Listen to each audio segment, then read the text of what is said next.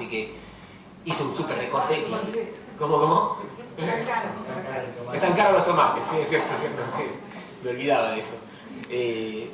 Entonces, tarea educativa como acción democratizadora, comprometida en la circulación de los saberes y las capacidades.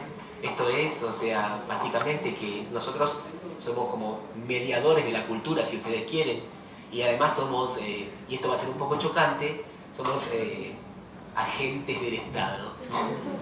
Deberíamos andar con sobre todo y con una placa, pero somos agentes del Estado. Bromas aparte, somos agentes del Estado porque tenemos ahí una tarea que tiene que ver con garantizar el acceso a la educación. Es más, garantizar el acceso a una educación digna, fértil, transformadora. Ese es nuestro mandato y nuestra tarea. Somos agentes políticos y somos agentes del Estado, aunque a veces pueda sonar un poco chocante, ¿no? Sobre todo para todos aquellos que tenemos en nuestro corazón a un anarquista que nunca termina de domarse, ¿no? Pero somos agentes del Estado y esa tarea es una tarea de una importancia enorme porque el Estado sigue siendo... Hablo del Estado y no del gobierno, por favor, no me gustaría que me empiecen a poner emoticones de globos alrededor ni nada de eso. Hablo del Estado, ¿no? Como ese espacio que permite el acceso. Hay muchas movidas de homeschooling y seguir la ruta del deseo, pero eso es bastante complejo en comunidades que están muy vulnerables, digamos, ¿no? Y ahí el Estado es el único y último garante de que ese vulnerable y vulnerado, como me apuntaba Mónica, que ese vulnerable y vulnerado acceda, ¿no? Entonces, tenemos ahí una tarea de democratizar los saberes, y no solo los saberes, sino las capacidades. Cuando pienso en capacidades, estoy pensando, obviamente, como ustedes se dan cuenta, estoy pensando en las habilidades cognitivas, operativas, ¿no? Lograr que ese otro instale en su sistema operativo una serie de habilidades que le permitan ser menos hackeable. Miren lo que les digo, miren cómo voy bajando mis niveles de pretensión, que les permita ser menos hackeables. Harari dice, el humano es hackeable. ¿Para qué votamos que elija Google a los gobernantes? Si somos hackeables, si nos neuroprograman para ir como conejos detrás de zanahorias, digamos, ¿no? Entonces, la educación puede ser una oportunidad para que nosotros podamos sofisticar nuestro sistema operativo, hacerlo más sofisticado, ser menos hackeables, demorar el pensamiento. Voy a decir dos cositas ahora sobre la demora. No sé cómo vengo con el tiempo, si vengo demorado, pero hablando de la demora, ¿no? Entonces, si nosotros intervenimos en el dispositivo escolar, pensando en la escuela como un sistema complejo, si intervenimos, podemos ampliar el dominio de educabilidad. ¿A qué me refiero con esto?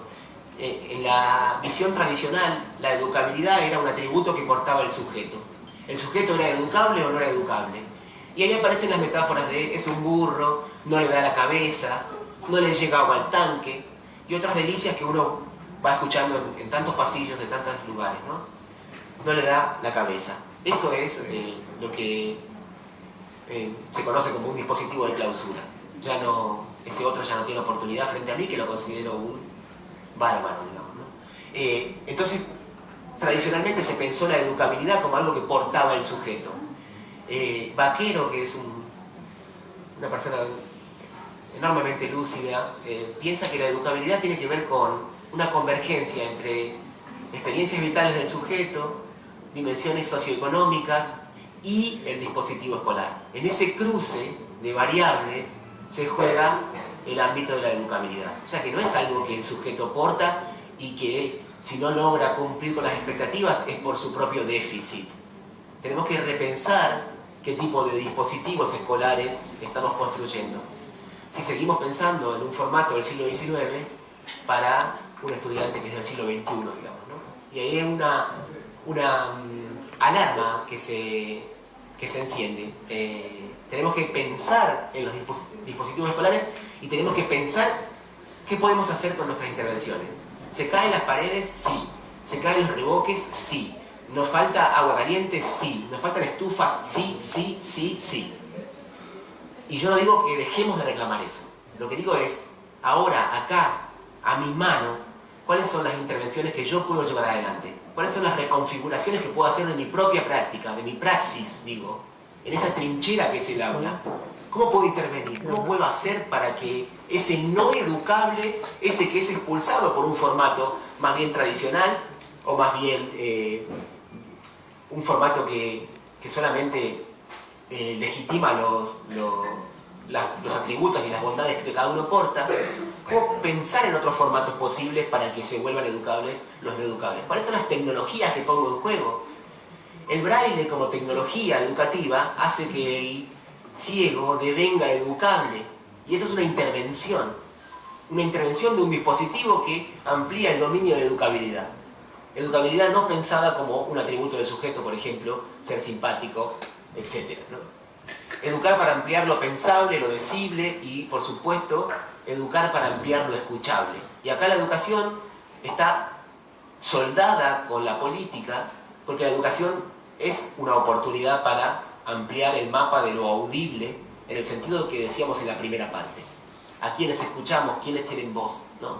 Y ni siquiera estoy hablando de hablar por el otro, sino de militar por un espacio donde el otro sea audible, que es bastante distinto, ¿no? Porque si no, nos pasa lo que decía Freire. Cosificamos al otro, decía Freire, ¿no? Si yo quiero salvar al otro, lo convierto en un jarrón que estoy sacando de un incendio. Sos una cosa y no tenés biografía, no tenés trayectoria, no tenés esperanza, no tenés saberes, que el otro siempre tiene saberes, ¿no? Y ahí también tenemos que pensar como siempre hablamos del aprendizaje significativo. En nuestras discusiones teóricas lo hablamos, ¿no? ¿Y qué pasa en el aula? O sea, ¿qué pasa con esos ejemplos que a veces nos parecen absurdos o que están expulsados de la academia? ¿Qué pasa con esos aportes que hacen los niños y las niñas? Muchos nenes y nenas que están pidiendo plata en los semáforos saben dividir perfectamente a la hora de repartir las monedas, pero van a la escuela y fracasan en matemáticas. Son bochados. ¿Qué pasa ahí con esas nenas y esos nenes que tienen habilidades para dividir, para usar fracciones? En la praxis, digo, de repartir lo recaudado en el día, lo reparten de manera equitativa. ¿Cómo hacen si no saben dividir? Ahí tenemos que repensar cómo valoramos esos saberes que el otro trae para construir una interfaz, porque si no está la idea del puente, digamos, ¿no? De cosas que están islas conectadas por puentes. ¿Por qué no pensamos en una interfaz? Y otra vez acá hay una disputa por metáforas, ¿no? Una interfaz que permita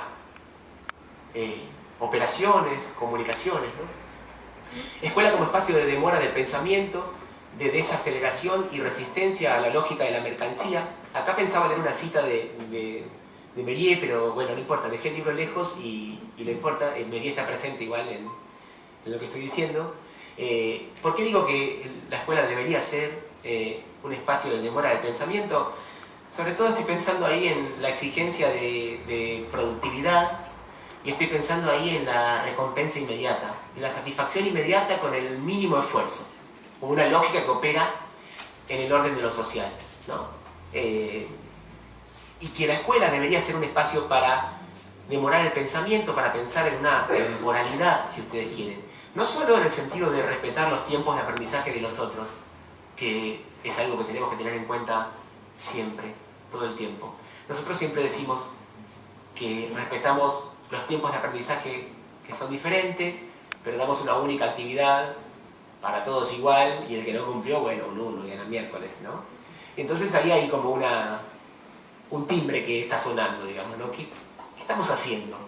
¿Y por qué pienso que es un espacio de resistencia a la lógica de la mercancía? En esta misma línea, digamos, ¿no? En un tiempo de escucha y un tiempo de demora, que son cualidades necesarias para poder construir conocimiento.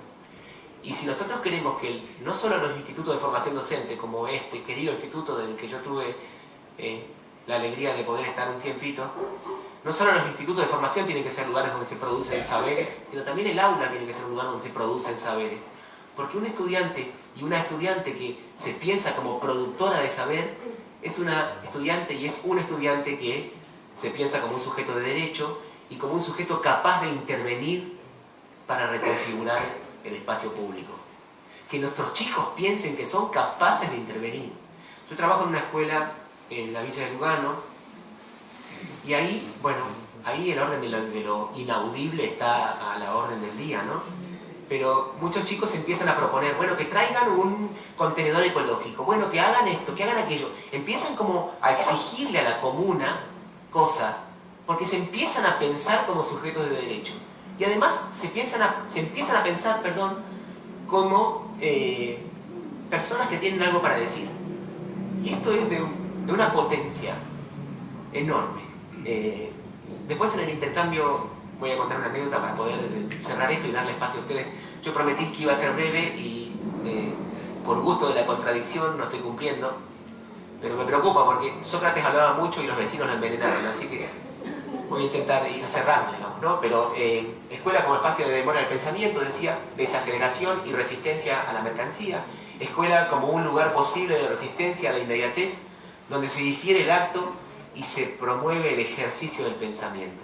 Diferir esa satisfacción inmediata, diferir esas transacciones, diferir ese contrato mafioso o ese contrato mercenario que a veces hacemos con nuestros estudiantes, porque estamos presionados, porque la montaña burocrática nos ahoga, porque etcétera, etcétera, etcétera. Como resistir eso y devolver ese espacio de mora, devolver la dimensión de la temporalidad como un tiempo vital, ¿no? Decía en Tiempo y Narración, el autor de Tiempo y Narración, se me fue el nombre, Riquet decía que el tiempo, gracias Ale, Riquet decía que el tiempo humano es el tiempo narrado, ¿no? Y acá otra vez aparece algo interesantísimo. ¿Cómo queremos narrarnos? Esa pregunta que es muy simple, pero que tiene unos rebotes enormes. Educación y ternura, permitir y habilitar contextos en los que el otro se pueda pensar distinto, quebrar el mandato que nace de un orden de sentido y una asignación de identidad, permitir grados de autonomía creciente. Este punto es uno de los puntos más importantes para mí, ¿no? No tiene que serlo para ustedes, pero para mí es uno de los puntos más importantes. Lograr, como decía la querida Montessori, decía, enséñame a hacerlo solo, decía Montessori, ¿no? Te acompaño, soy un andamiaje, pero te dejo en tu autonomía, te dejo emerger, dejo que tu rostro aparezca, ¿no? No te invisibilizo, no te ahogo, no te sofoco, no te convierto en cosa. Te doy las herramientas necesarias para que vos logres autonomía. Sin autonomía estamos muy complicados, sinceramente, ¿no? Comprender la educación como fenómeno holístico y apostar por el desarrollo cognitivo y afectivo. Ahora sí me permito una mínima anécdota. Un chico de Lugano, adoptado por una familia que finalmente se detectó que lo golpeaba, es alumno nuestro de esa escuela donde yo trabajo, era un nene que era golpeado por sus padres adoptivos y lo iban a reasignar a otros padres, y esa reasignación implicaba un cambio de escuela, y el nene lloró desesperado y dijo, no me cambien de la escuela, en esa escuela soy feliz. Claro, yo cuando me enteré de esto no pude no conmoverme, digamos, me quebré, porque a ese nene le estamos enseñando soluciones, les estamos enseñando qué es un eclipse, pero también estamos enseñando a amar, ¿no? Y esto es como de una importancia enorme. Le enseñamos a amar, le enseñamos que él es valioso. Frente a una coyuntura y un contexto que le ofrece violencia, olvido, desprecio en muchos casos, desprecio. Ustedes dicen, no, ¿quién desprecia a un nene? Tómense el subte, les sugiero que se tomen el subte, no acá porque hay que hacerlo primero, pero tómense el subte y vean cómo las personas reaccionan ante los nenes descalzos y mugrientos que vienen a pedir moneda. Fíjense el trato que les ofrecen a esos nenes, ¿no?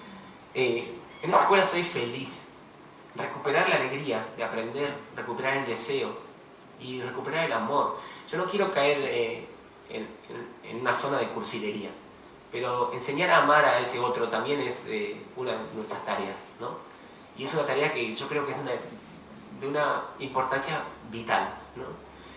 Construir formas de habitar el espacio escolar que valoren la palabra y la escucha, y esto tiene que ver con esa demora, esa desaceleración, y cuestionar las fronteras.